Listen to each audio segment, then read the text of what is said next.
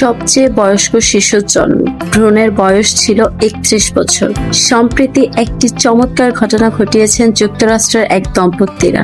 সন্তান জন্ম দিয়ে নতুন এক বিশ্ব রেকর্ড করেছেন, কারণ যে ভ্রূণ থেকে তাদের সন্তানের জন্ম হয়েছে তা ওই দম্পতির শুক্রাণু বা ডিম্বাণু থেকে তৈরি হয়নি, বরং 31 বছর ধরে সংরক্ষণ করে রাখা এক ভ্রূণ থেকে তাদের সন্তানের জন্ম।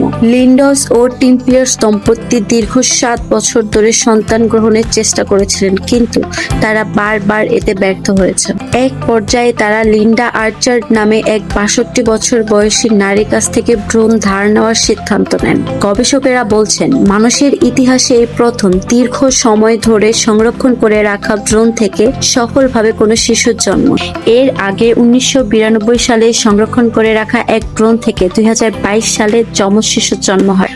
ব্রিটিশ সংবাদ মাধ্যম বিবিসির খবরে বলা হয়েছে, 35 বছর বয়সী লিন্ডস ও 34 বছর বয়সী টিম পিয়ার্স জুলাই মাসের শেষ দিকে তাদের সন্তান জন্ম দেন। শিশুটির নাম রাখা হয়েছে থ্যাডেস ড্যানিয়েল পিয়ার্স।